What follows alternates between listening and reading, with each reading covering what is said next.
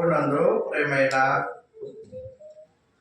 సోదరి సోదరులందరికీ నా యొక్క హృదయపూర్వక వందనాలు తెలియజేస్తున్నాను. దేవుడు మనల్ని ప్రేమించి తన మహా ప్రేమ చేత గడిచిన ప్రభుదినం నుండి ఈ ప్రభుదినం వరకు మనం కాపాడిన దేవునికి మన రక్షకుడు యేసుక్రీస్తు ప్రభువారి యొక్క అతి శ్రేష్టమైన నామమున మనందరి పక్షాన వందనాలు కృతజ్ఞతలు తెలియజేస్తూ ఉన్నాం. ప్రియులారా, దేవుని యొక్క కృపచేతనే మనం జీవిస్తున్నాం. దేవుని యొక్క కృపచేతనే మనం బ్రతుకుతున్నాం.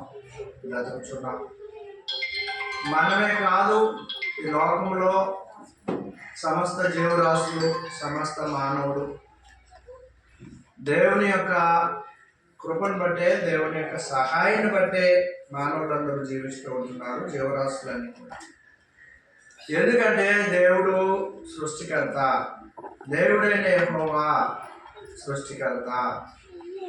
ఆయన ద్వారా సమస్తము కలిగి, ఆయన ద్వారా సమస్తము నిర్మించబడి, భూమి మీద ఉన్నటువంటి సమస్త జీవరాశులను, సమస్త మానవ జాతిని దేవుడే కలుగు చేశాడని బైబిల్ గ్రంథం తెలియచేస్తూ ఉంది. దేవుని యొక్క గ్రంథం తెలియచేస్తా ఉంది. అందుకని పరలోకమందున్న దేవుడు భూమిని కలుగు చేసి, భూమి మీద ఉన్నటువంటి సమస్త జీవరాశులకు ఆయన తినడానికి ఆహారము, తాగడానికి నీటిని, సమస్తాన్ని అనుగ్రహించిన దేవుడు. అయితే దేవుడు కంటికి కనిపించేవాడు కాదు, మానవ నేత్రాలకి దేవుడు కనిపించేవాడు కాదు. ఎందుకు అనంటే ఆయన ఆత్మై ఉన్నాడు. అందుకనే ఆయన ఆత్మై ఉన్నాడు కనుకనే మానవులను ఏం చేశాడంటే కనబడేటువంటి ఒక మట్టి ఘటముగా ఆదికాండం 2వ అధ్యాయంలో మనం చూస్తే దేవుడైన యెహోవా నేల మట్టితో నరుని నిర్మించి వారి నాసికరంధ్రములలో జీవవాయువును ఊదెను అని. అంటే మంటి ఘటము తయారు చేసిన తర్వాత ఆ మంటి ఘటములో అనగా మానవుడికి దేవుడు ఆత్మను అనుగ్రహించాడు. అక్కడే ఆదికాండంలోనే చూస్తాం మనం 1వ అధ్యాయంలో దేవుడు మాట్లాడుతూ అంటాడు, సృష్టి అంతటిని కలుగజేసిన తర్వాత ఈ సృష్టి అంతటిని ఏలడానికి, పాలన చేయడానికి, నడిపించడానికి, సృష్టిలో ఉన్నటువంటి సమస్త విషయాల్ని అనుభవించడానికి కూడా మానవులకు సృష్టి పైన అధికారం అనుగ్రహించారు. ఆదికాండం 1వ అధ్యాయము 26-27 వచనాలు మనం చదివినప్పుడు దేవుడు అక్కడ మాట్లాడుతూ మన స్వరూపంలో మన పోలిక చొప్పున నరులను చేయి. నరులు అనేటువంటి వారు ఏ జంతువు పోలిక కాదు. ఈ సృష్టిలో నరుడు దేవుని పోలిక. అందుకనే చనిపోయినప్పుడు అతనిలో నుండి ఆత్మ వెళ్ళిపోతుంది. ఆ ఆత్మే నేను అనేటువంటి వాడు. నేను అని అంటే చెయ్యో, కన్నో, కాలో కాదు. అందులో ఉన్నటువంటి నేను అనేటువంటి వాడు ఎవరంటే ఆత్మ. అయితే ఇక్కడ ఒక విషయాన్ని మనం గమనించాలి. ఈ శరీరం శాశ్వతమైనది కాదు, కానీ శరీరంలో ఉన్న ఆత్మ శాశ్వతమైనది. దేవుడు శాశ్వతమైన వాడు. కనబడే సృష్టి శాశ్వతమైనది కాదు. ఇవన్నీ దేవుడు కొడుకులు కాదంటే దేవుడు కలిగించాడు. ఇవన్నీ ఒక దినాన లయమైపోతాయని చెప్పి దేవుని యొక్క వాక్యము, దేవుని యొక్క గ్రంథం తెలియచేస్తా ఉంది. అందుకని యేసుక్రీస్తు ప్రభువారు పరలోక నివాసి అయి ఉండి భూమి మీద మానవుల మధ్య జీవించడానికి దేవుడు యేసుక్రీస్తు ప్రభువారిని మానవ రక్షణ కొరకు, మానవ విమోచన కొరకు పరలోకము నుండి మరి మరియ గర్భాన భూమి మీద ఆయన జన్మించినట్లుగా మనం చూస్తూ ఉంటుంటాం. అపోస్తలుల కార్యములు క్రీస్తు ప్రభు యొక్క ఆరోహణం అనే అంశాన్ని మనం ఆలోచన చేస్తున్నాం. క్రీస్తు ప్రభు ఆరోహణం గత వారాన మనం కొన్ని విషయాలు, ఆయన ఆరోహణం, ఆయన ఎక్కడికి వెళ్ళారు, ఆయన ఎక్కడ ఆశీనులయ్యారు. ఆయన బయలుదేరి వెళ్తున్నప్పుడు పరలోక ద్వారములు ఆయన కొరకు తీయబడి ఉన్నట్లుగా అనేకమైన విషయాలు మనం అవన్నీ ఆలోచించేసాం. 3వ అధ్యాయం అపోస్తుల కార్యంలో మనం చదివితే క్రీస్తు ప్రభువారు ఎక్కడున్నారు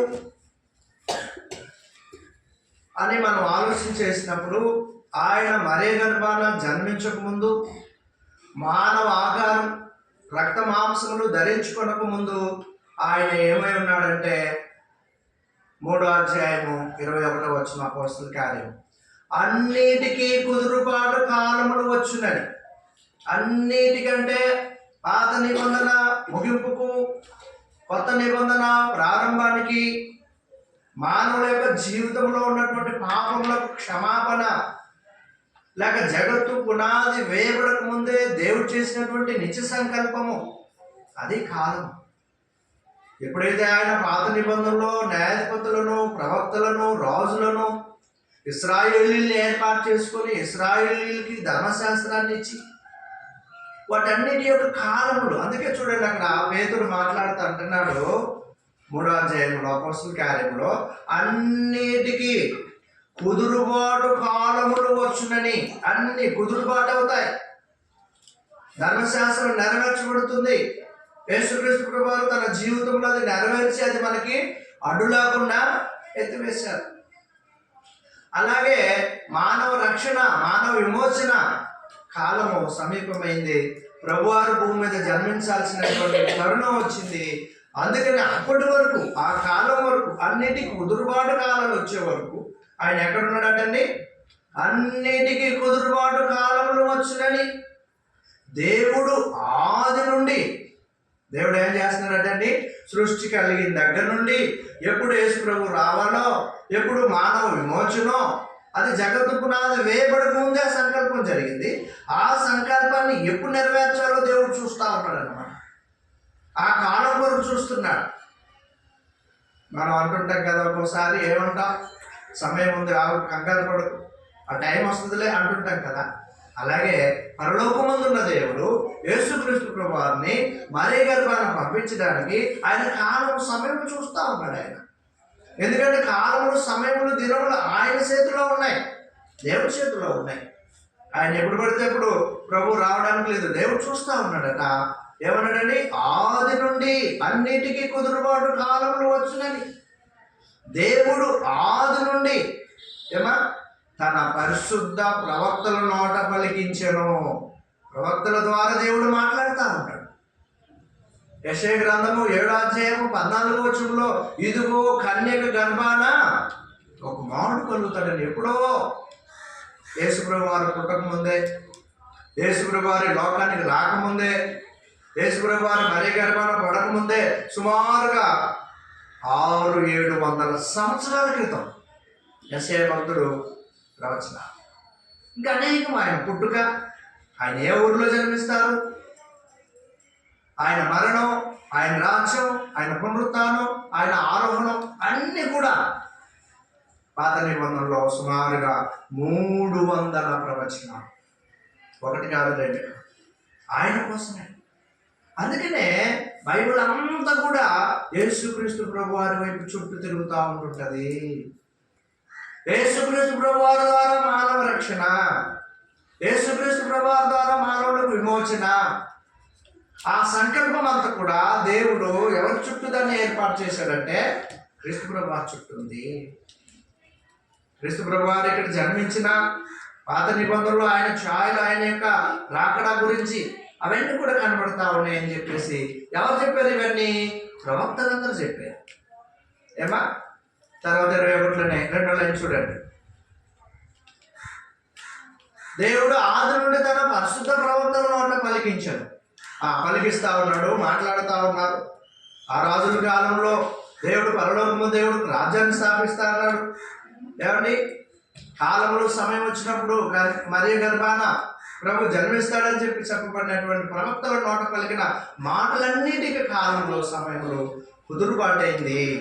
అంతవరకు ఆ కాలంలో సమయంలో కుదురుబాటు అయ్యే వరకు ఎక్కడున్నాడంటే ఆయన యేసు పరలోక నివాసేయుడుట ఆవశ్యకము. పరలోకంలో నివాసంలో ఉన్నాడు యేసుక్రీస్తు ప్రభువారిని. అందుకనే భూలోకంలో ఏ వ్యక్తితో పోల్చడానికి వీలు లేదు.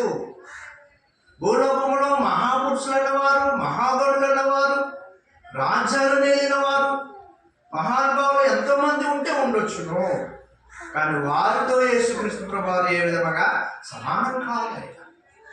ఎందుకంటే పరలోకంలో నుండి ఆయన మరే గర్భాన మరి ఎక్కడి నుండి లోకస్వార్త 1వ అధ్యాయంలో మనం చూస్తాం.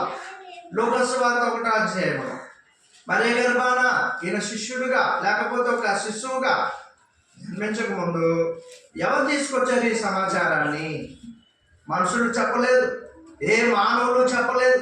లోకస్వార్త 1వ అధ్యాయం 26వ వచనాన్ని మనం చూస్తే 6వ నెలలో గబ్రియేలు దేవదూత గలిలయలోని నజరేతు ఊరిలో దావీదు వంశస్థుడైన యోసేపులో పురుషునికి ప్రదానం చేయబడిన కన్యక యొద్దకు అదిగోండి ఎవరి చేత?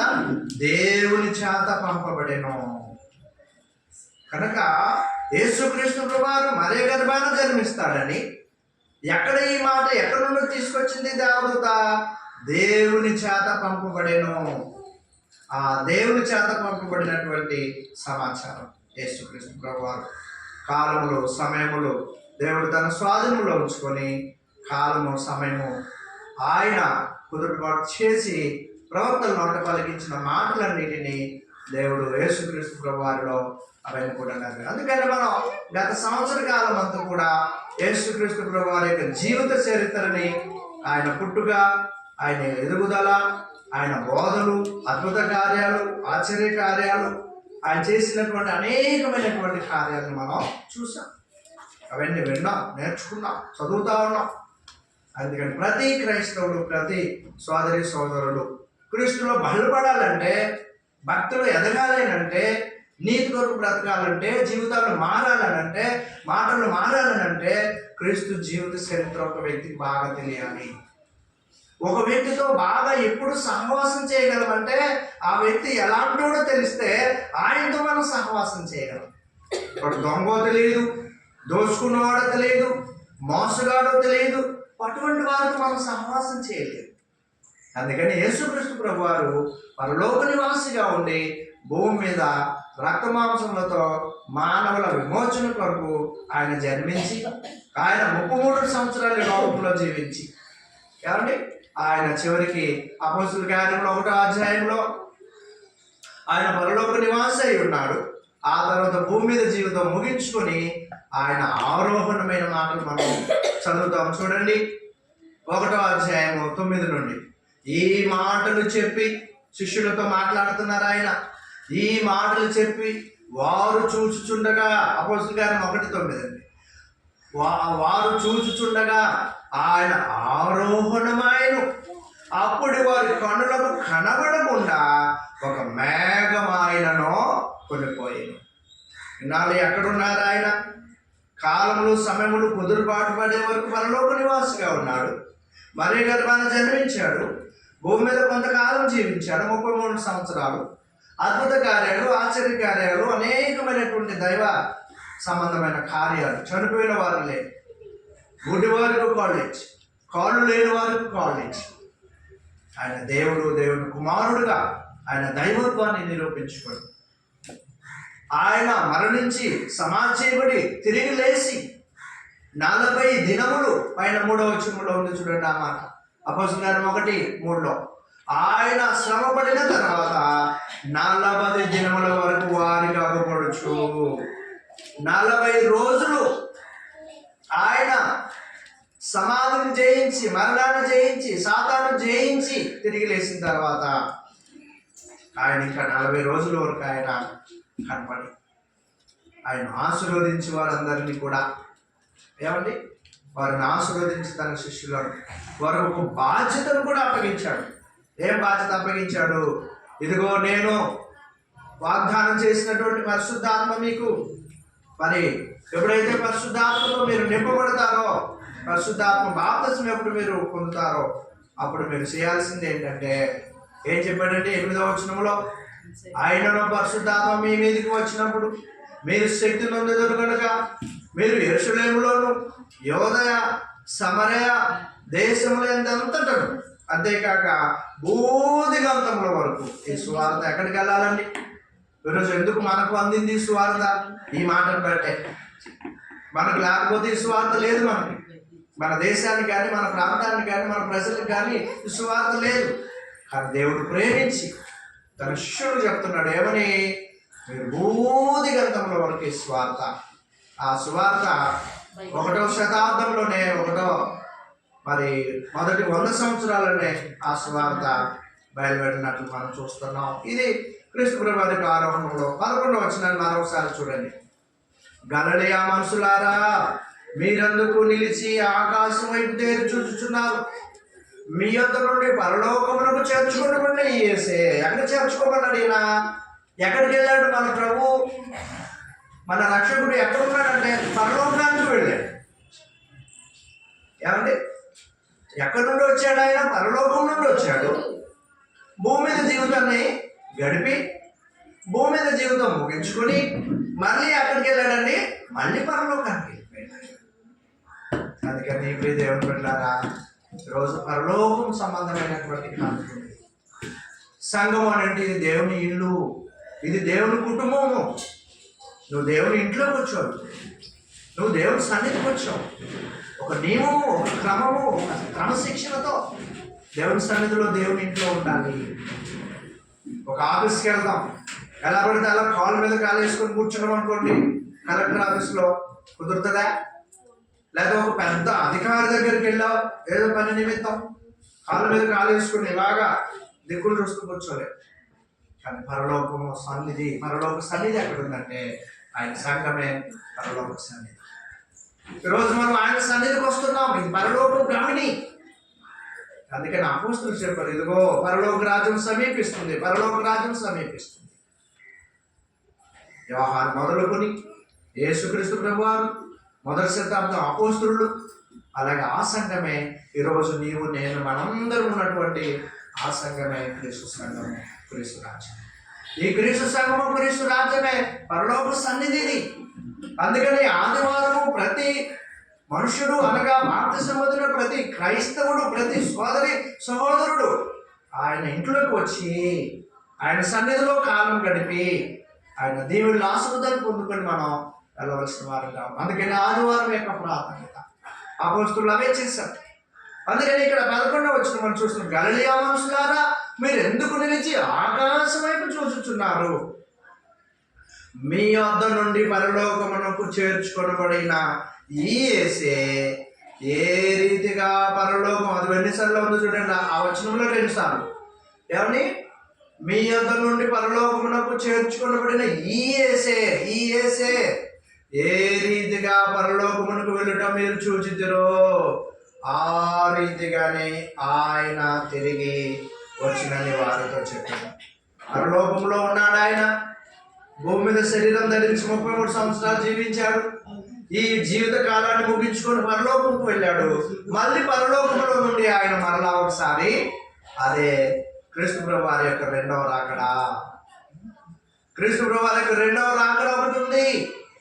దేవుని బిడ్డలారా, ఆ రోజుల్లో ప్రజలందరూ ఏమనుకుంటున్నారంటే నోవాహు కాలంలో ఆ జలప్రలయం వస్తుందని చెప్పమన్నాడు దేవుడు. జలప్రలయం వస్తుందని చెప్తే ప్రజలు ఎవరు కూడా నోవాహు మాట లేదు. ఏదో నోవాహు అలాగా అంటాడు, ఏదో జలప్రలయం అంట, ఆ జలప్రలయం ఎప్పుడు వస్తుంది ఏంటి అని చెప్పి జనాలందరూ ఏం చేస్తారు తెలుసా అండి? ఏమా మత్తయి సువార్త 24వ అధ్యాయం ఒకసారి చూడండి. అలాగే యేసుక్రీస్తు ప్రభు రాకడ కూడా అంతే.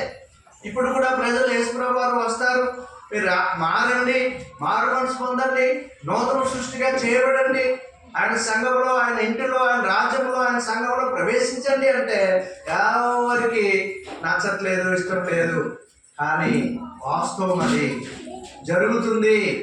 ఎలా జరుగుతుంది అని అంటే, ఇప్పుడు మనం చదువుకున్న ప్రకారంగా ఆనాడు నోవాహు కాలంలో కూడా ఏం జరిగిందో ఒకసారి ఆలోచించేది. 24వ అధ్యాయంలో ప్రభు దినం ఎలా వస్తుందో, ప్రభు ఎలా వస్తారో చెప్పబడిన మాటలు మనం చూస్తాం. 36వ వచనంలో, అయితే ఆ దినమును గూర్చియు ఆ గడియను గూర్చియు తండ్రి మాత్రమే ఎరుగును గాని ఏ మనుషుడైనను పరలోకమందలి దూతలైనను కుమారుడైన పిల్లలు. ఇక్కడ బాధ కలిగే విషయం ఏంటంటే, దేవుడేమో యేసుప్రభు వారు బతుకున్నప్పుడు ఆయన బోధలో ఆయన మాటల్లో నేను తిరిగి మళ్ళీ రెండోసారి ఎప్పుడు వస్తానో తండ్రికే తెలుసు, నాకు తెలియదు, దేవతలకు తెలుసు, ఏ మనుషుడు తెలియదు అంటే చాలా బాధ కలిగే విషయం ఏంటంటే, ఇప్పుడు వస్తాడని ఒకటి చెప్తాడు, పోయిన సంవత్సరం వస్తాడని ఇంకోటి చెప్తాడు, ఇంకో సంవత్సరం. ఏంటండి ఇలా మాటలు నిజమా? బైబిల్ నిజమా? ఆలోచించే. ఇదొక్కటే కాదు, ఎన్నో అబద్ధాలు, ఎన్నో మోసపూరితమైనటువంటి బోధలు, అబద్ధ బోధలు. అందుకని దేవుని వెళ్ళారా, దేవుని కృపను బట్టి, దేవుని కనికరాన్ని బట్టి, దేవుని దయను బట్టి ఆయన ఇంట్లో మనం సభ్యులుగా ఉన్నాం. అందుకని ఆయన కుటుంబంలో మనం సభ్యులుగా ఉన్నాం. అందుకని చక్కగా అనేక విషయాలు మనం నేర్చుకోగలుగుతున్నాం. నీతిలో, భక్తిలో దేవుని కొరకు జీవించగలుగుతున్నాము. అయితే అక్కడ రాయబడిన ఆ మాట ఒకసారి చూడండి. 24వ అధ్యాయము 36వ వచనంలో రాయబడిన మాట, అయితే ఆ దినమును, ప్రభు దినం అన్నమాట, ఆ దినము గురించి ఆ గడియను గురించి తండ్రి మాత్రమే ఎరుగునుగా. అంటే ప్రభు ఎప్పుడు వస్తారో, ఎవరి ఆధీనంలో ఉంది? అది ఆయన ఆధీనంలో ఉంది. ప్రభు కూడా అయ్యి భూమి మీద ఉన్నాడు, ఇప్పుడు శరీరధారిగా ఉన్నాడు. అందుకే ఇప్పుడు చెప్తున్నాడు ఆయన, నేను మళ్ళీ తిరిగి రెండోసారి ఎప్పుడు వస్తానో నాకు తెలియదు, దేవదూతలు తెలియదు. ఆ విషయాన్ని ఎవరి చేతిలో పెట్టుకున్నాడు? తండ్రి చేతిలో పెట్టుకున్నాడు. అది ఏం జరుగుతుందన్నా, ఏమని? తండ్రి మాత్రమే ఎరుగునుగా ఏ మనుషుడైనను పరలోకమందలి దూతలైనను కుమారుడైనను ఎరుగడు. చివరికి ఆయన కూడా చెప్పకుండా దాన్ని సైలెంట్గా క్రీస్తు ప్రభు రెండవ రాకడ ఎప్పుడో దేవుని యొక్క ఆధీనంలో ఉన్నట్లుగా చూస్తాం. తర్వాత ఏం జరిగింది? ఒక ఎగ్జాంపుల్ చెప్పాడు ప్రభు. 37వ వచనం, నోవాహు దినములు ఎలా ఉండేనో అంటే, నోవాహు వాడ కట్టమన్నాడు, వాడ కడుకుంటా ఉన్నాడు ఆయన. ప్రజలందరూ చెప్తున్నాడు, ఏంటయ్యా వాడ కడుతున్నావు నోవాహు? ఏం చెప్పాడు నాకు దేవుడు తెలుసా? అయ్యా అమ్మ వినండి, ఏం చెప్పాడంటే, ఈ ఆకాశ తూములు విప్పి వర్షాన్ని కురిపించి భూమి మీద ఉన్నటువంటి మానవాళ్ళందరినీ ఏం చేస్తానన్నాడు ఆయన? పాపం విస్తరించిందట, తుడిచేస్తానన్నాడు, నశింపజేస్తానని చెప్పాడు నాకు. అయితే నువ్వు ఒక వాడ చేసుకోమని చెప్పాడు. అలా చెప్తుంటే నోవాహుని ఎగతాళి చేశారు. నోవాహు మాటని ఎవరింటి విన్నారు? ఈరోజు సత్యం చెప్తే ఎవరు వినరు, సత్యం దగ్గరికి ఎవరు రారు. కారణం ఏంటంటే, సత్యం ఎవరికి ఇష్టం ఉండదు. సత్యం అని అంటే ప్రభువును తీర్పు తీరుస్తున్నటువంటి పిలాతు రాజు కూడా అడిగాడు, అయ్యా సత్యం అంటే ఏంటి అని అడిగాడు. ప్రభు అన్నాడు, నేను సత్యం కొరకు, సత్యం గురించి సాక్ష్యం ఇవ్వడానికి లోకంలో పుట్టానంటే. పిలాతు అడిగాడు, సత్యం అంటే ఏంటి ప్రభు? సత్యం అంటే లోకానికి తెలియదు, లోకము నిజం మాట్లాడదు, లోకమంతా కూడా అబద్ధము. అందుకనే సాతానుడు మానవులను తన గుప్పిట్లో ఉంచుకొని అబద్ధం ఆరంభిస్తూ ఉంటాడు. ఒకప్పుడు మనం కూడా అలాంటి వాళ్ళమే. అయితే బాప్తిస్మంలో చనిపోయి క్రొత్త జన్మెత్తి, నూతన జన్మెత్తి మనందరం కూడా దేవుని ఇంట్లో ప్రవేశించాం. మళ్ళీ అబద్ధం ఆడామంటే మన పాత జీవితాన్ని మనం చూపిస్తున్నాం. మనం చచ్చిపోవాలి. బాప్తిస్మం అంటే ఏంటండి? ముంచడం. ముంచడం అంటే ఏంటి? సమాధి, మరియలు. ఎవరిని? పాప పురుషుణ్ణి, పాప స్వభావాన్ని సమాధి చేసి సమాప్తిస్తూ నూతన జీవం పొంది కొత్త సృష్టి. కొరింథీ పత్రిక 5వ అధ్యాయంలో అంటాడు, ఇదిగో పాతవి గతించెను, సమస్తము కొత్తవి.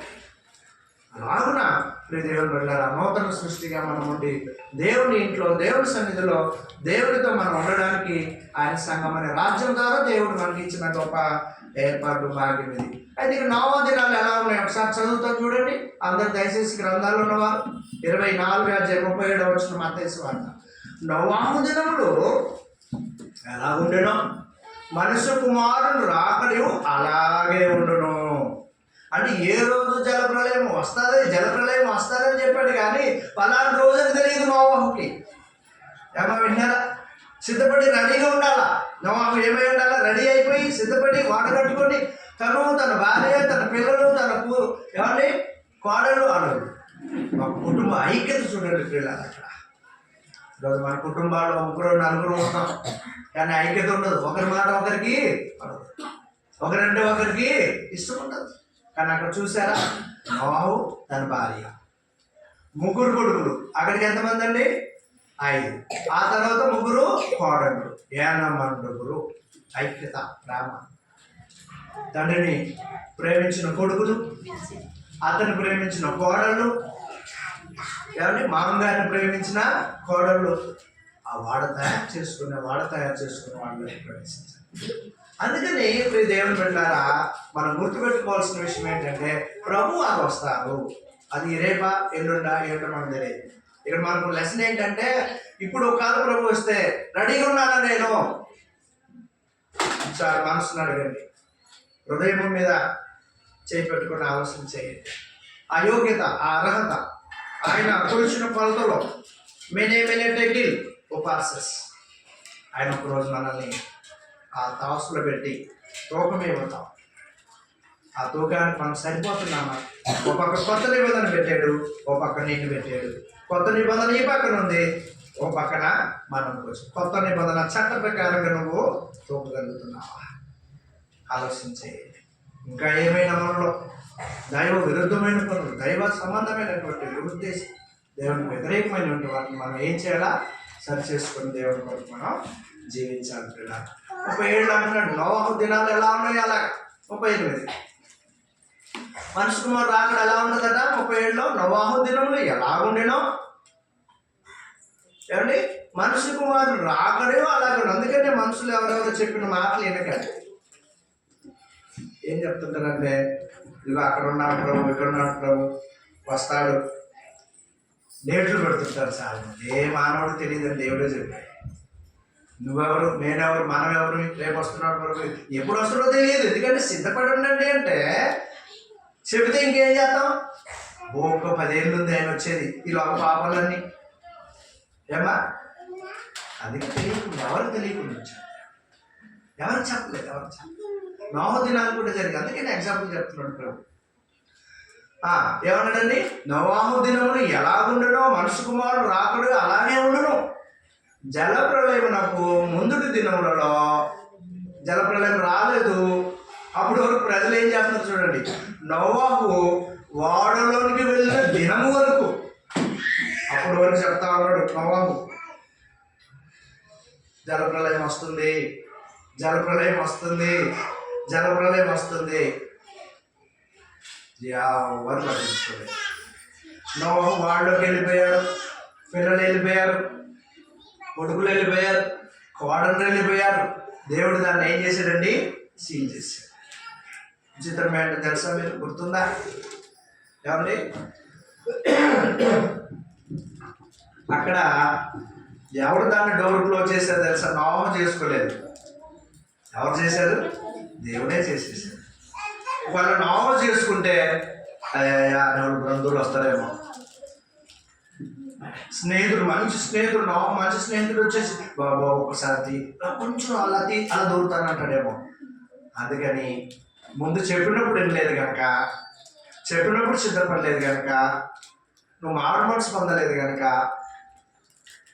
మళ్ళీ ఒకవేళ మానవ రీతిగా ఆ డోర్ తీసి నలుగురు రండి, మన అంతే కదండి. రాత్రి నేను సుమారు 8 గంటలకు వచ్చాను రాజమండ్రి. అప్పుడు జస్ట్ మిస్ అయింది. అడిగితే ఎప్పుడు వెళ్ళిపోయిందని నాన్ స్టాప్ అని. సరే, నా ముందు ఒక ఆయన, నేను ఇద్దరం నుంచున్నాం. ఎంతసేపు అంటే 1/2 గంట, అరగంటకు వచ్చింది. బస్సు తీరం వచ్చేసాక 2-3 వచ్చేసారు. నేను అన్నా, నువ్వు లైన్లో లేవు కదండి.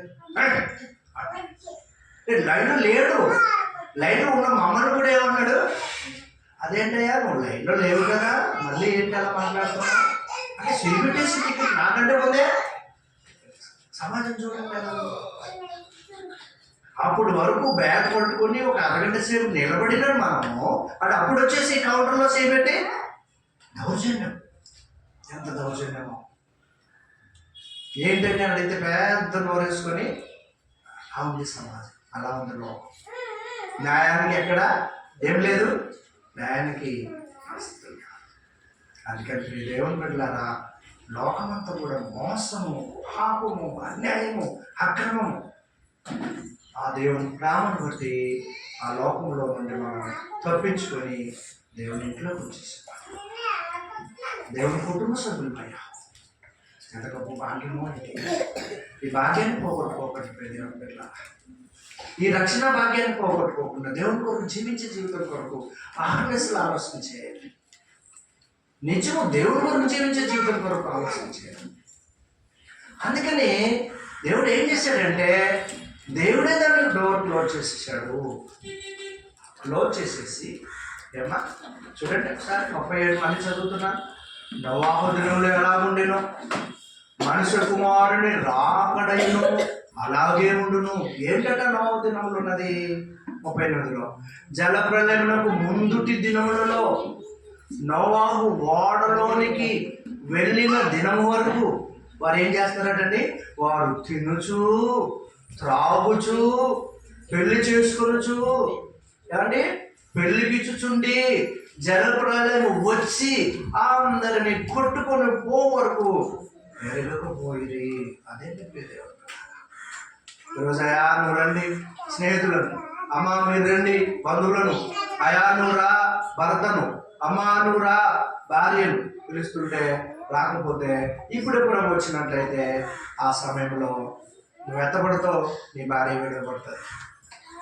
నువ్వు ఎత్తబడతావు, నీ భర్త వదిలిపెట్టబడతాడు. అందుకొరకే సీక్రెట్ ఉంచాడు. అందుకొరకే ఏ మానవుడికి క్రీస్తు రెండో రాకడ తెలియకుండా ఉంచాడు. అదే అద్భుతం. ఆశ్చర్యం ఏంటంటే తెలిస్తే ఏం చేస్తాం మనం? నిర్లక్ష్యం వచ్చేస్తుంది. చెప్పాడు కదా, డేట్ ఇచ్చాడు దేవుడు. ఇక్కడ రాసిన పౌలు గారు పలానా సంవత్సరం పౌలు రాసినట్టు పరిశుద్ధాత్మ దేవుడుతుంది. ఏం చేస్తాం మనం? చెప్పాడు కదా 2050 జనవరి 1 అన్నాడు అనుకోండి. అప్పుడు 2050 అంటే ఇప్పుడు మనం ఎంతలో ఉన్నాం? 25. ఇంకా 25 సంవత్సరాలు. ఆయన మారు బాప్తిస్మం పొందాడు. నిన్న ఇద్దరు సాగర్బాబు సంఘంలో ఒక అమ్మాయి ఇంటర్మీడియట్ చదివేటువంటి ఒక అమ్మాయి, పెద్ద వయసు ఒక ఆవిడ రాజస్ గారు అంటే అప్పటి నుండి వాక్యము సంఘంలో విన్న ఆవిడే. నిన్న ఇద్దరు బాప్తిస్మం పొందారు. మొన్న ఒకటి బాప్తిస్మం పొందారు. ఏమండి డేట్ చెప్తే దేవుడు పలానా రోజు వస్తారని బాప్తిస్మం పొందుతారా? పొందలేం. ఎందుకంటే డేట్ ఉంది కదా, డేట్ ఉందండి ఉండండి ఉంటారు. ఇంకొంచెం లోక జీవితం అంతా గడుపుకొని వస్తారులే. ఇంటర్మీడియట్ చదువుతున్నా అమ్మాయి వాసు బాప్తిస్మం.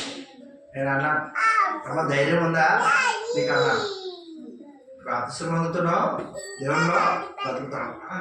మాస్టర్ గారు సరే మార్పు ఎప్పుడు ప్రభు రాకుండా తెలియదు. అందుకని జాగ్రత్తగా మనం ఆలోచించాలి. అందుకనే ప్రభు వారు గుర్చేస్తున్నాను, ఆయన పరలోక నివాసిగా ఉన్నాడు. అన్నింటినీ కుదురుబాటు కాలంలో వచ్చింది, మరీ గర్భాన్ని జన్మించాడు. భూమి మీద 33 సంవత్సరాలు జీవించి భూమి మీద జీవితం ముగించుకొని మళ్ళీ పరలోకానికి వెళ్ళిపోయి తండ్రి కూడా పాత్రను పెంచున్నాడు. మళ్ళీ రెండవసారి రాబోతున్నాడు ఆయన. అదే జీసస్ సెకండ్ కమింగ్. క్రీస్తు ప్రభు రెండవ రాకడలో ఏం జరుగుతుంది అని అంటే పేతురు రాసినటువంటి పత్రిక, ఆయన సృష్టికి ఆది సంభూతుడిగా ఉండి సృష్టిని కలుగజేసి కలిగినదేదో ఆయన లేకుండా కలగలేదు. పేతురు పత్రిక చూడండి, గ్రంథాలలో పేతురు రాసిన 2వ పత్రిక 3వ అధ్యాయం ప్రభు రాకడలో ఏం జరుగుతుందో చెప్పాడు ఇక్కడ. అందుకని పిల్లారా, క్రీస్తు ప్రభు ఆరోహణము అనే పాఠాన్ని ప్రతి ఒక్కరూ చక్కగా హృదయాల్లో నింపుకోండి. దేవుని వాక్యం బాగా ఫీల్ చేసుకోండి. దేవుని యొక్క వాక్యాన్ని చదువుతాను చూడండి. పేతురు రాసిన 2వ పత్రిక 3వ అధ్యాయం 8 నుండి చదువుతున్నాను, దయచేసి చూడండి. 3:8. పిల్లల ఒక సంగతి మర్చిపోకండి, ఏమనగా ప్రభు దృష్టికి ఒక దినం 1000 సంవత్సరం వలెను, 1000 సంవత్సరములు ఒక దినం వలె ఉన్నవి. ఆయన దృష్టికి ఎలా ఉందంటే 2025 అంటే ఇప్పుడు ఆయన దృష్టిలో ఏంటి? 2 రోజులు అంతే. ఆయన దృష్టిలో 2 రోజులు. ఏమా 9వ వచనం. అయితే ఆశ్చర్యపోకండి, ఈ విషయం జాగ్రత్తగా ఆలోచన చేయాలి. కొందరు ఆలస్యమని ఎంచుకున్నట్లు. అంటే ఏంటి? వస్తానని చెప్పాడులే, ఇంకా సంవత్సరాలు ఉన్నాయిలే అని అనుకుంటాం కదా మనం. అంటే అనుకుంటుంటావా ఇంకా కొన్ని ఏమైనా చేస్తే బాగుంటుంది లోకంలో, అప్పుడు మారుతాను నేను అని అనుకుంటుంటాం. అందుకని కొందరు ఏమనుకుంటారట, చూడండి 3:9 పేతురు, కొందరు ఆలస్యమని ఎంచుకున్నట్లు ప్రభు తన వాగ్దానం, అంటే వస్తానని చెప్పాడు కదా, నేను స్థలంలో మీరు మరలా వచ్చి కమర్స్వార్థ 14వ అధ్యాయంలో ప్రభు వాగ్దానం చేసి, ఏమండి వాగ్దానం గురించి ఆలస్యం చేయవాడు కాడు కానీ, ఎందుకంటే ఆలస్యం ఎవడును నశింపవాలని నిశ్చయం. ఇదండి ఆలస్యం. ఈ 2025 ఇస్తే ఇక చూసారా, నేను ఇద్దరు ఆత్మలు రక్షించబడినాను. ఇప్పుడు 2024లో ఆయన వస్తే ఈరోజు ఇక్కడ కూర్చుందామా? కూర్చోలేదు. అందుకని ఆయన ఏం చేస్తారంటే 25, 26 ఏమో దేవుడు చెప్తాను, ఎప్పటి వరకు మనకు తెలియదు. అందుకని ఆలస్యం చేస్తుంటే పావులు ఏం చేస్తారంటే మారు మనసు పొంది ఆయన ఇంట్లో సభ్యులు అవుతాం. అందుకే అవకాశం ఇస్తున్నారు. అందుకని చూడండి, నేడే రక్షణ దినం, నేడే అనుకూలమైన సమయము, ఇదే రక్షణ దినము. ఇంకేమీ వెనకేయకండి. కొరింథీ 2:6 చదువుతాం. అందుకని వెనకేయకూడదు. ఇంకా బాప్తిసాలు పొందాలనుకున్న వారు పొందేసేయడం, బాప్తిసాలు పొందిన వారు దేవుని కొరకు జీవించడం ఇక మన పైన బాధ్యత. ఏమండి 9వ వచనంలోనే మరో భాగం చూడండి, ఆలస్యం చేయవాడు కాడు కానీ ఎవడను నశింపవాలని చేయపక, అదిగోండి అందరంటే నీ స్నేహితుడు, నా స్నేహితుడు, మన ఊరు, ఆ ఊరు, ఈ ఊరు, అమెరికా అన్నీ ఉన్నాయి. ఇంకా అక్కడ చాలా మంది చెప్తుంటా మాకు అక్కర్లేదులేండి అనుకుంటాం. నువ్వు కూడా మానవలసిపోతాయా, నువ్వు కూడా అగ్ని కుటుంబంలోకి నరకానికి వెళ్ళకుండా నీకు చెప్పే స్వార్థ. అందరూ అన్ని వర్గాలు, అన్ని భాషలు, అన్ని దేశాలు, అన్ని వర్గాల ప్రజలు, స్త్రీలు, పురుషులు అందరూ మారు మనసు పొందవలనని కోరుచు మీ ఎడల, అంటే మానవ జాతి ఎడల దీర్ఘశాంతం గలవాడై ఉన్నాడు. అది మారు మనసు పొందుతారేమో. ఒక పాపి మారు మనసు పొందితే పరలోకంలో సంతోషం కలుగుతుంది. అందుకని దేవుడు వెయిట్ చేస్తాడు. ఏం జరుగుతుంది ఇక? ఇప్పుడు జాగ్రత్తగా అండర్లైన్ చేసుకోండి. అయితే ప్రభు దినము, 2వ రాకడ అన్నాను చూసారా, అదే ప్రభు దినము. అయితే ప్రభు దినము ఎలా వస్తుందట? దొంగ వచ్చినట్లు వచ్చును. దొంగ ఏమని ఎప్పుడు వస్తాడో మనకు తెలుసా? చెప్పొస్తాడా అండి? అమ్మ 10 రోజు నేను వస్తున్నానని చెప్తే నువ్వు ఏం చేస్తావు? తలుపులన్నీ గట్టిగా వేసుకుంటావు కదా. అందుకని ప్రభు రాకడ ఎలా ఉంటుందట? అక్కడేమో 4 దినాలు చెప్పాడు ప్రభు గారు బతికి ఉన్నప్పుడు, మత్తయి సువార్తలో మత్తయి గారు. ఇక్కడ ఏమన్నారు పేతురు? అయితే ప్రభు దినము దొంగ వచ్చినట్లు వచ్చును. ఆ దినమున, జాతకం చూడండి, ప్రభు దినములు ఏం జరుగుతుందో. ఆ దినమున ఆకాశాలు, మనకి ఇలా చూస్తే కనబడుతున్నాయి చూసారా ఆకాశాలు. ఆదికాండం 1:14 చూస్తాం ఆకాశాలు. లేదా 1 అంతా కూడా అదే మనకు కనబడుతుంది, సృష్టి నిర్మాణం కనబడతా. అయితే ప్రభు దినము దొంగ వచ్చినట్లు వచ్చును. ఆ దినమున ఆకాశంలో మహాధనితో గతించిపో, పంచభూతములు మిక్కటమైన వేగంతో లయమైపో, భూమి దాని మీద ఉన్న కృత్యములు కాలి. అది ప్రభు రాకడ. ప్రభు 2వసారి వచ్చినప్పుడు ఏం జరుగుతుందంటే ఈ మహావిశ్వం అంతా కూడా లయమైపోతుంది. ఎక్కడి నుండి వచ్చింది ఇది కలుగును కాక అంటే? ఎక్కడి నుండి వచ్చిందో మనకు ఆయన మహాశక్తిని బట్టి కలిగింది. రేపు క్రీస్తు ప్రభు వారి 2వ రాకడలో ఇది ఏమైపోతుందట? పంచభూతాలను మిక్కటమైన వేగంతో లయమైపోతుంది. ఇది కృత నిబంధనలో, కృత నిబంధన సత్యం. 2 నిబంధనలు ఇందులో ఉన్నాయి. ఒకటి పాత నిబంధన, ఇశ్రాయేలుకి దేవుడు ఇచ్చాడు. అది ఎక్కడి వరకు నడపబడింది అంటే క్రీస్తు ప్రభు వారు వచ్చే వరకు. కృత నిబంధన సంఘం, కృత నిబంధన చట్టం ప్రారంభమయ్యే వరకు అది వచ్చింది, నడిపించబడింది. పాత నిబంధన ధర్మశాస్త్రము ఆనాటి ప్రజలందరికీ ఇవ్వలేదు. కేవలం దేవుడి ప్రజలు ఎవరంటే ఇశ్రాయేలు. ఏమంటున్నారు? ఇశ్రాయేలుకి దేవుడు ఇచ్చాడు. ఇశ్రాయేలీలు దేవుడి ప్రజలు ఆనాడు. ఆ ఇశ్రాయేలుకి ఇచ్చినటువంటి నిబంధన ఏంటంటే ధర్మశాస్త్రం. ధర్మశాస్త్రం ఎక్కడి వరకు నడిపించబడింది? ఇది హెబ్రీ పత్రిక 10వ అధ్యాయము. హెబ్రీ పత్రిక 10వ అధ్యాయం మొదటి వచనం చూడండి. అందరూ తీసి బైబిల్ ధర్మశాస్త్రము రాబోచున్న, ధర్మశాస్త్రం అంటే యూదులకు ఇచ్చిన ధర్మశాస్త్రం, చట్టం. ఇశ్రాయేలీయులకి ఇచ్చినటువంటి ఒక చట్టం ఏంటంటే ధర్మశాస్త్రం, అతని నిబంధన. ఆ నిబంధన ఎవరితో ఒడంబడి జరిగింది?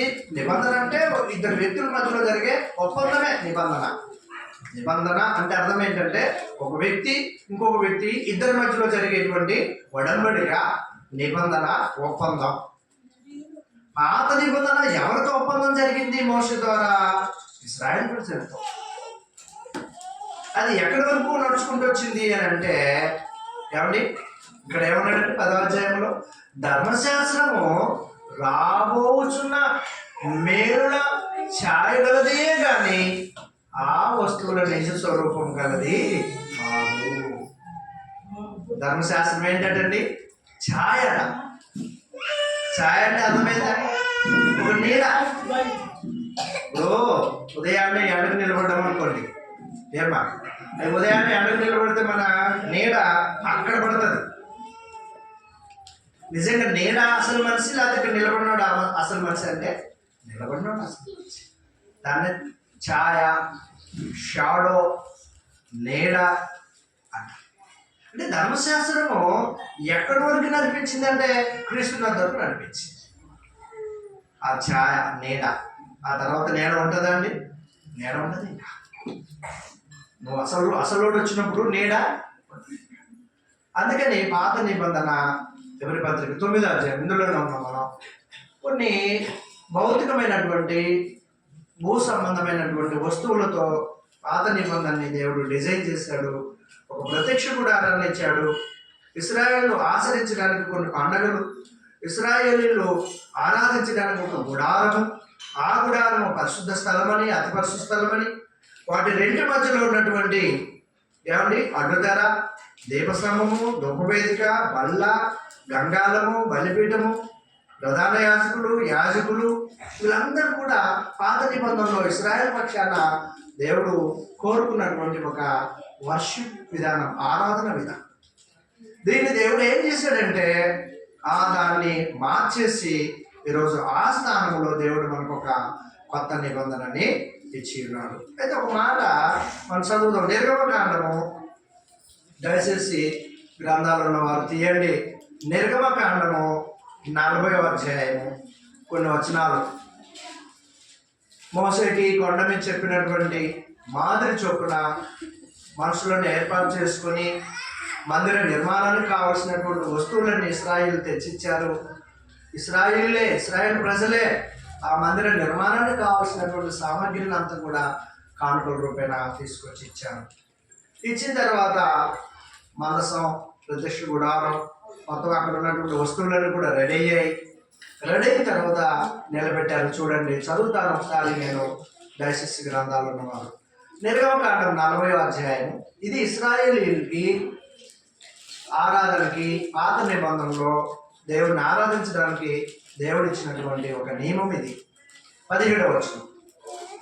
నిర్గమకాండం 40:17. 2వ సంవత్సరమున మొదటి నెలలో, అంటే ఇది ఎక్కడ? వీళ్ళు ఐగుప్తు దేశంలో నుండి బయలుదేరి వచ్చిన టైం అన్నమాట ఇది. ఇప్పటికి వీళ్ళు ఎన్ని సంవత్సరాలు అయింది? ఐగుప్తు దేశంలో నుండి బయలుదేరి వచ్చి 2వ సంవత్సరంలో మొదటి నెల, అంటే 2 సంవత్సరాలు అయింది ఇప్పుడు వీళ్ళు ఐగుప్తులో బయలుదేరి. ఇప్పుడు ఎక్కడున్నారు వీళ్ళు? సీనాయి అరణ్యం దగ్గర ఆగారు. ఈ సీనాయి అరణ్యం దగ్గర దేవుడే ఇశ్రాయేలుకి ధర్మశాస్త్రాన్ని, కొత్త నిబంధనకు ముందుగా ఇచ్చబడినటువంటి ఇశ్రాయేలుకి ఇచ్చినటువంటి ధర్మశాస్త్రం ఎన్ని సంవత్సరాలు అయింది? 2వ సంవత్సరమున మొదటి నెల మొదటి దినమున మందిరము నిలవబెట్టాను. మనం కూడా మొన్నే షెడ్ వేసుకొని మొన్న నెల 21వ తారీఖున దీన్ని ఏం చేసామండి? ఇలాగా దేవుడి నామపక్షాన మనం ఇందులో ప్రవేశించాం. అలాగే ఇశ్రాయేలీయులు దేవుడిని ఆరాధించే విధానంలో దేవుని యొక్క మందిరం చూడండి. ఇశ్రాయేలుకి దేవుని మందిరం 18వ రోజు యెహోవా మోసేకు ఆజ్ఞాపించినట్టు జాతం చూడండి. దేవుడు చెప్పినట్లే చేయాలి మోసే. సొంతగా చేయడానికి వీల్లేదు. ఏమన్నారా? సొంతగా చేయడానికి లేదు మోసే. దేవుడు కొండ మీద మోసేకు ఏ విధానం తెలియజేసాడో అలాగే చేయాలి. ఈరోజు నువ్వు నేను మనం ఆయన ఇంట్లో ఆయన సంఘంలో ఎలా జీవించమన్నాడో అలాగే జీవించాలి. అలాగే జీవించడానికి ఆయనకి ఇష్టం కూడా దేవుడికి. పాపము నిన్ను నన్ను దేవుడి నుండి దూరం చేస్తుంది. ఏంటి పాపము? మొదటి యోహాను పత్రిక 3వ అధ్యాయంలో చెప్పినట్టుగా ఆజ్ఞాతిక్రమమే పాపం. ఆజ్ఞ అతిక్రమించిన దాన్ని దేవుడు ఏం చేశాడంటే పాపంగా పరిగణించాడు. ఆదాముతో ఏమన్నాడంటే, నీ పండు తినమున నిశ్చయములకు సత్యదేవు. అంతే. పండు తిన్నాడు. వెంటనే దేవుడు ఏం చేశాడంటే, నువ్వు నా దగ్గర ఉండొద్దు అని పంపించేశాడు. పాపం చేసి ఏ మానవుడు దేవునితో కలిసి ఉండే అవకాశాలు లేవు. అందుకనే దేవుని మహాప్రయం ఏంటంటే, కృష్ణ ప్రభు వచ్చి ఆ శిలువలో కాచిన రక్తంలో బాప్తిసంలో నీన మన పాపాలు కడిగి పరిశుద్ధులు చేసి మళ్ళీ దేవుడితో సమాధానాన్ని ఏర్పాటు చేశాడు. అది క్రైస్తవ జీవితం. అంతేగాని అలా చేసేసుకుని గంతులు వేసేసుకునేది క్రైస్తవ జీవితం. దేవుడు ఆత్మ కనుక ఆయన ఆరాధించేవారు ఆత్మతోనూ సత్యంతోనూ ఆరాధించారు.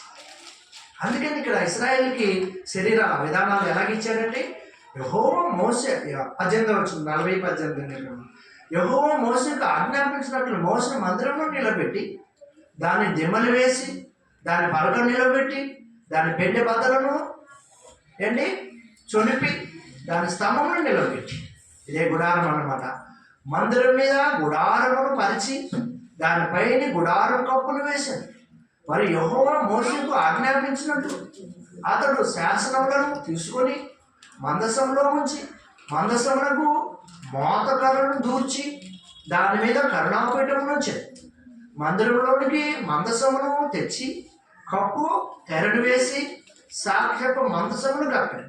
మరి యెహోవా మోసేకు ఆజ్ఞాపించినట్లు అతడు ప్రత్యక్ష గుడారంలో మందిరం యొక్క ఉత్తర దిక్కున అడ్డతెరకు వెలుపల బల్లను ఉంచి యెహోవా సన్నిధిని దాని మీద రొట్టెలను క్రమముగా ఉంచాడు. మరి యెహోవా మోసేకు ఆజ్ఞాపించినట్లు అతడు ప్రత్యక్ష గుడారంలో మందిరములకు దక్షిణ దిక్కున బల్ల ఎదుట దీపస్తంభమును ఉంచి 25 యెహోవా సన్నిధిని ప్రదీపములను వెలిగించాడు. మరియు యెహోవా మోసేకు ఆజ్ఞాపించినట్లు అందరు చూడండి, అతడు ప్రత్యక్ష గుడారంలో అడ్డతెర ఎదుట బంగారమును ధూపవేదికను ఉంచి దాని మీద పరిమళ ద్రవ్యములను ధూపం వేశాడు. మరి యెహోవా మోసేకు ఆజ్ఞాపించినట్లు అతడు మందిర ద్వారమునకు తెరను వేశాడు. అతడు ప్రత్యక్ష గుడారము మందిరపు ద్వారమునంత బలిపీఠమునకు ఉంచి దాని మీద దహన బలి అర్పించి నైవేద్యమును అర్పించాడు. మరి యెహోవా మోసేకు ఆజ్ఞాపించినట్లు అతడు ప్రత్యక్ష గుడారమును బలిపీఠమునకు మధ్య గంగాళమును ఉంచి ప్రక్షాళన వరకు దానిలో నీళ్లు పోసాడు. దాని యొద్ద మోసేయు అహరోను అతని కుమారులను తమ చేతులను కాళ్ళను కడుక్కొన్నారు. వారు ప్రత్యక్ష గుడారములోకి వెళ్ళినప్పుడు బలిపీఠమునకు సమీపించినప్పుడు కడుక్కొని, మరియు అతడు మందిరమునకును బలిపీఠమునకును చుట్టూ ఆవరణమును ఏర్పరిచి ఆవరణము ద్వారా తెరను వేశాడు. అలాగు మోసే పని పూర్తి చేసెను. అది మాట్లాడు. ఎంత ఆశ్చర్యమైన విషయాలు ఉన్నాయో చూసారు ఇక్కడ. తెరలు ఏమండి, ఇదంతా కూడా కంటికి కనపడేటువంటి భౌతికమైనటువంటి ఒక కట్టడ. ఇదే ప్రత్యక్ష గుడారం. ఇశ్రాయేలు దేవుణ్ణి సేవించేటువంటి ప్రదేశం ఇది. ఇశ్రాయేలు దేవుణ్ణి ఆరాధించడానికి మోసేకి కొండ మీద చూపించినటువంటి విధానం ఇది. చివరి మాటలు చూడండి 34 అప్పుడు మేఘము ఏమండి, ఇలాగ దేవుడు ఆనాడు వారికి ప్రత్యక్షమయ్యేవాడు అన్నమాట ఈ గుడారంలో. అప్పుడు మేఘము ప్రత్యక్ష గుడారమును కమ్మగా యెహోవా తేజస్సు మందిరంలో నింపాడు.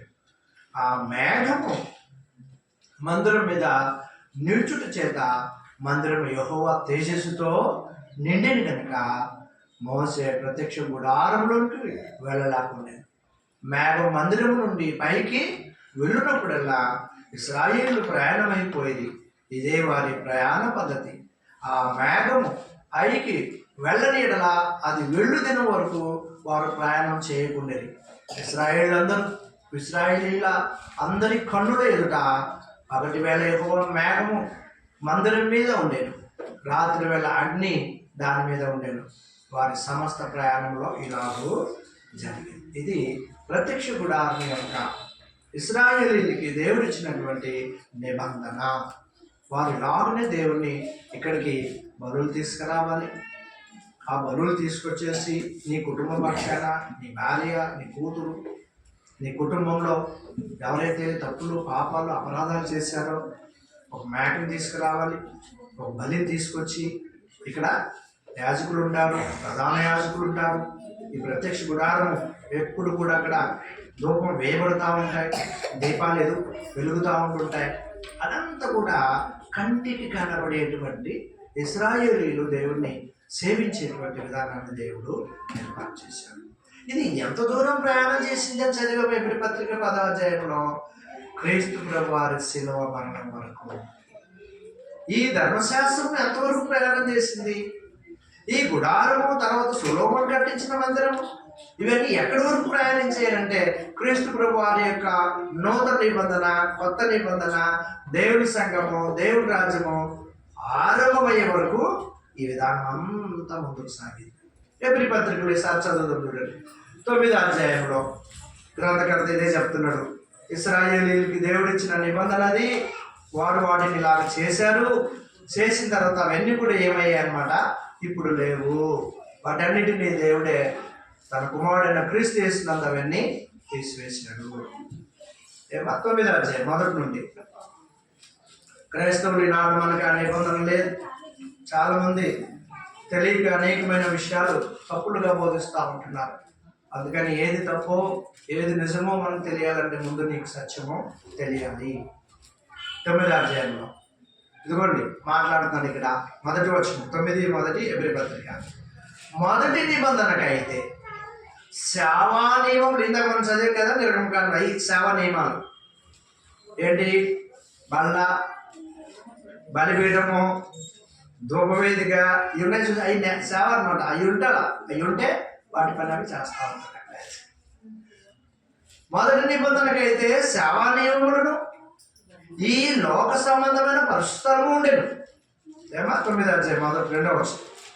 ఎలాగనగా మొదట ఒక గుడారం ఏర్పరచబడెను, అందులో దీపస్తంభము, బల్ల దాని మీద ఉంచబడేను, రొట్టెలను ఉండేది. దానికి బదులు దానికి పరిశుద్ధ స్థలం అని పేరు. 2వ ధర ఆవల అతి స్థలము గుడారంలో ఉండేది. అందులో సువర్ణ ధూపార్తి, అతడిలో బంగారు రేకులతో తాపబడిన నిబంధన మందసం ఉండేది. ఆ మందసంలో మన్నా గల బంగారు పాత్రలు, సిగిరిచ్చిన ఆహారంలో చేతికరయు, నిబంధన పలకలను ఉండేది. దానిపైన కరుణాపీఠము కమ్ముకొనుచున్న మహిమ గల కెరూబులు ఉండేవి. వీటిని గురించి ఇప్పుడు వివరముగా ఆల్రెడీ పాత నిబంధనలు చదువుకో, ఇక్కడ నేను చెప్పలేను అనే గ్రంథకర్త దాన్ని పక్కన పెట్టేశారు. ఇప్పుడు చూడండి కొత్త నిబంధన విధానం. ఇవి ఇలాగూ ఏర్పరచబడి, ఏవి పైన చెప్పిన ఆ పాత నిబంధన విధానాలు, ఆ పద్ధతులు, ఆ బల్ల, ఆ ధూపవేదిక, ఆ గుడారము, లేకపోతే శరీర సంబంధమైన మొదటి నిబంధన విధానాలు, ఇవి అన్నాడు వాటిని. ఇవి ఇలాగూ ఏర్పరచబడినప్పుడు యాజకులు సేవ చేయొచ్చు, నిత్యము ఈ మొదటి గుడారంలోనికి వెళ్ళుదురు. కానీ సంవత్సరంలో ఒక్కసారి మాత్రమే ప్రధాన యాజకుడు ఒక్కడే రక్తము చేత పట్టుకొని 2వ గుడారంలోనికి ప్రవేశించు. ఆ రక్తము తన కొరకు, అంటే యాజకుడు వెళ్తున్నాడు కదా ప్రధాన యాజకుడు, తన కొరకు కూడా తన కొరకు ప్రజల అజ్ఞానకృతముల కొరకు అర్పించు. దీనిని బట్టి ఆ మొదటి గుడారం ఇంకా నిలుచుచుండగా, అది అంటే దీనిని బట్టి అంటే ఆ గుడారం ఇప్పుడు నిలిచి లేదు.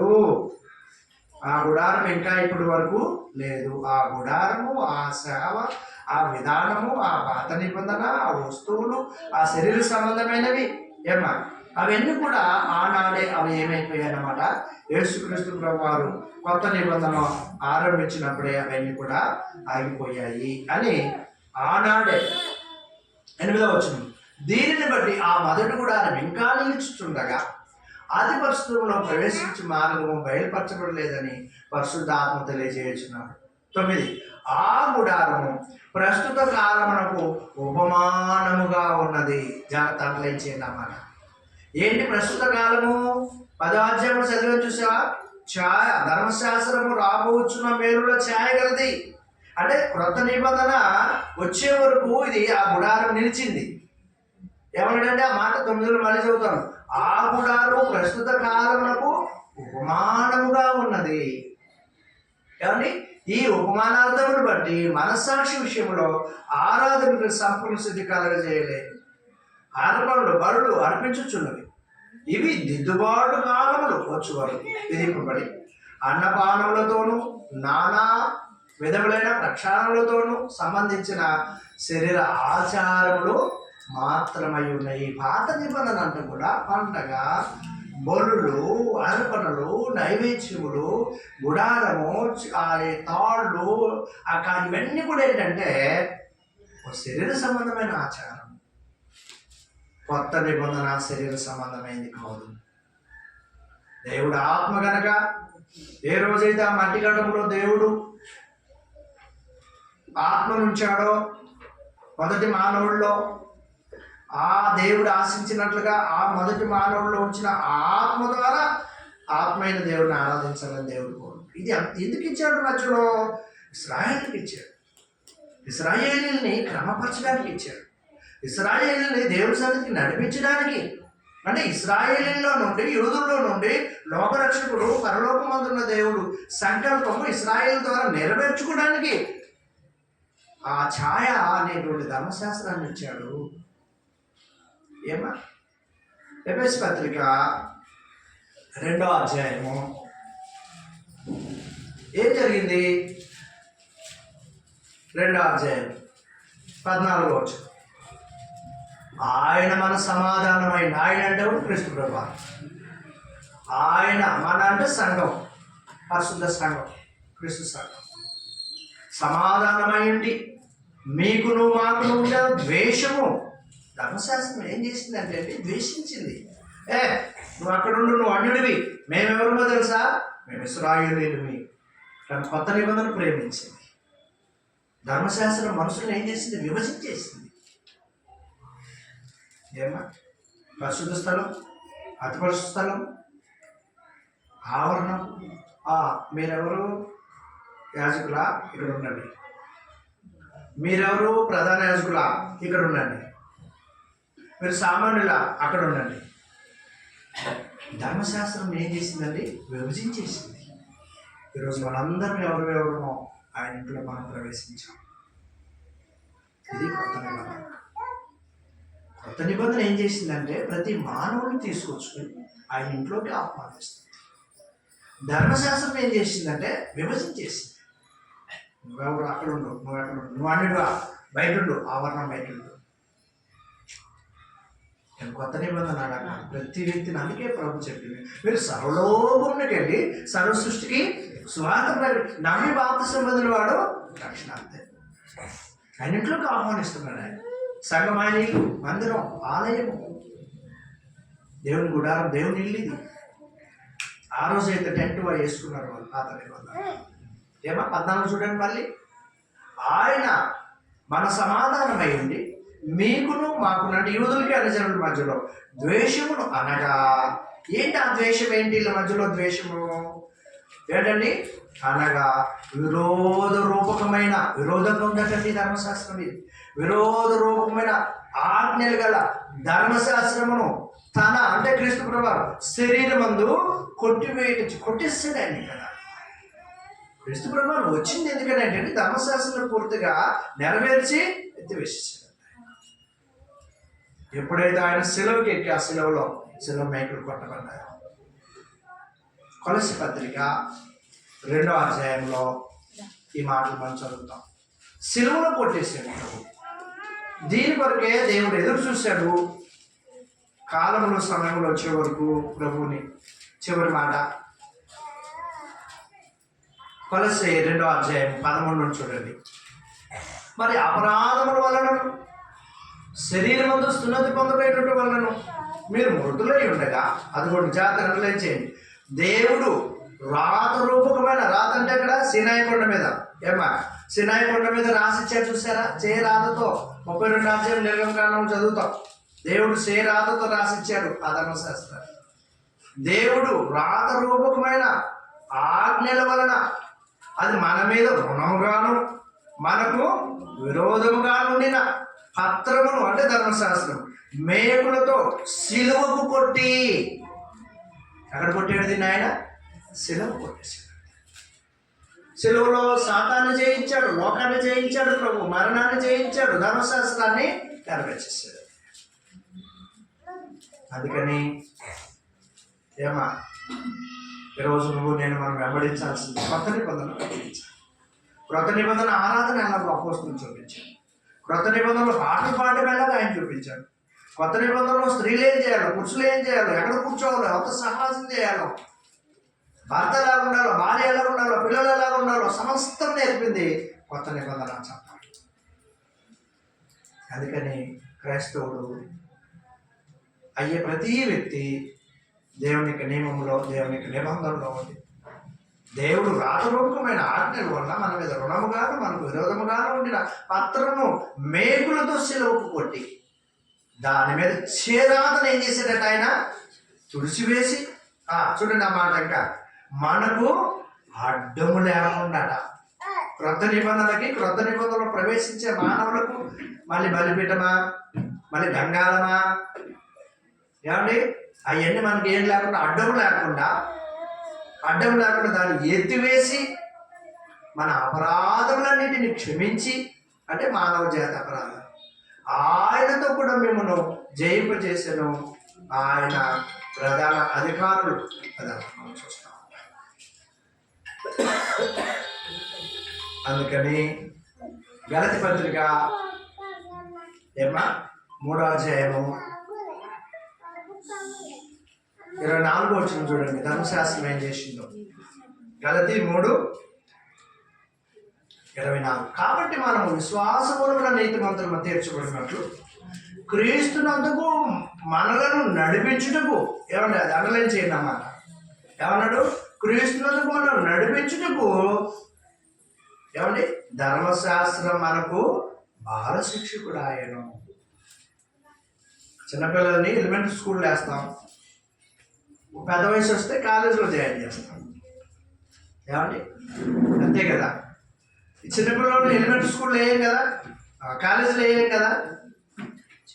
అలాగే ఈరోజు మనం కొత్త నిబంధనలో కాలేజ్ స్టడీస్లో, కాలేజ్ విధానంలో అంటే ఒక ఎదుగుదలలోకి మనం వచ్చామన్నమాట. దేవుని బిడ్డలారా, యేసుక్రీస్తు ప్రభు వారి యొక్క రాకడలో మనందరం కూడా ఎత్తబడడానికి సిద్ధంగా ఉంటాం. అయితే చివరి మాట ఏంటంటే, యేసుక్రీస్తు ప్రభు వారు మరణించినప్పుడు చివరిగా మత్తయి సువార్త 27వ అధ్యాయం మాట అందరూ చూడండి ఒకసారి. 7వ అధ్యాయము 51వ వచనం. ఏం జరిగిందంటే, సిలువలో ఆయన మరణించినప్పుడు 51, 27, 51. అప్పుడు దేవాలయపు తెర 27, 51. యేసు ప్రభు వారు ఎప్పుడైతే ప్రాణం విడిచారో అప్పుడు ఏం జరిగింది తెలుసా? అప్పుడు దేవాలయపు తెర పైనుండి కింది వరకు 2గా చినిగెను. పరిశుద్ధ స్థలానికి గుడారం మీద, గుడారం గురించి మాట్లాడు. పరిశుద్ధ స్థలానికి అతి పరిశుద్ధ మధ్యలో ఏముందండి? ఒక తెర ఉండేది. ఆ తెర ఇప్పుడు క్రీస్తు ప్రభు వారు మరణించరికి అక్కడ మందిరంలో ఉన్నటువంటి తెర ఏమైందంటండి? చినిగారు. లూకాసు వార్తలో ఇంకొక మాట, మంచి మాట రాశారు చూడండి. లూకాసు వార్త 23:44. దయచేసి చూడండి. దేవాలయం తెరలో ఆ తెర ఎలా చినిగిందో అక్కడ ఇక్కడేమంటాడో చూడండి. 45. సూర్యుడు అదృశ్యుడాయన, ఆయన మరణించినప్పుడట గర్భాలయపు తెర నడిమికి చినిగింది. అందుకని ఈరోజు మన ప్రభు ఈ తెర లేకుండా, గుడారం లేకుండా ఆయన యాజకుడు, ప్రధాన యాజకుడు అయింది పరలోక రాజ్యానికి మన కొరకు వెళ్ళిపోయి ఆయన దేవుడు కుడిపార్చమున మన ప్రభు, మన రక్షకుడు ఆయన కూర్చోండి. ఈరోజు మన కొరకు ఆయన విజ్ఞాపనం చేస్తున్నారు. ఇది క్రైస్తవ విధానం. క్రీస్తు ప్రభు ఆరోహణం అవడం వల్ల మనకు కలిగినటువంటి ఉపయోగం ఇది. రోజు మనం దేవుని కొరకు జీవించే వాళ్ళంగా ఏమండి అపోస్తలుల కార్యం అంతా మనం చదివినప్పుడు నూతన సృష్టి సరసాల నాయకుడు కొత్త జన్మ ఎత్తి రక్షించబడే దేవుని రాజ్యంలో లూదియా, కొర్నేలి, సమరయులు, పెద్దకొస్తు పండుగ దినాన 3000 మంది. నూతన సృష్టి కావాలండి. వేరేదో చేస్తానంటే కుదరదు. నువ్వు ముందు నూతన సృష్టి, పాతవి గతించిన కొత్త మాయలు నీ జీవితం మార్చు ముందు బాప్తిసం పొందు. అప్పుడే మనం ఆయన ఇంట్లో, ఆయన సంఘంలో, ఆయన రాజ్యంలో మనం ప్రవేశించగలుగుతుంది. కలగలేని వారు ఎవరైతే ప్రవేశించలేదో వారు ప్రవేశించి దేవుని కొరకు మా జీవితాన్ని మార్చుకోవాలా. ఆల్రెడీ దేవుని సంఘంలో ప్రవేశించిన వాళ్ళు ఏం చేయాలంటే నీతి కలిగి, భక్తి కలిగి ప్రతి ప్రభు దినాన దేవుని కొరకు జీవిస్తూ దేవుని సన్నిధికి వచ్చి దేవుని ఆత్మతో సత్యంతో ఆరాధించి వెళ్ళారా. మన దేవుడు యేసుప్రభువు వారు ఎలాగైతే పరలోక నివాసి భూమి మీదకి వచ్చాడు, భూమి మీద జీవితం ముగించుకొని పరలోకంకి వెళ్ళిపోయాడు. ఒక దినాన ఆయన రాబోతున్నాడు. ఏ దినమో మనకు తెలియదు. అదే క్రీస్తు ప్రభువు మనందరం మన సంఘంలో ఆయన రాజ్యంలో ఉన్నాకంటే సిద్ధపాటు కలిగి మనం ఆ పరలోక రాజ్యం కొరకు మనం మీ అందరూ కూడా హృదయపూర్వక వందనాలు. చక్కగా విన్నారు.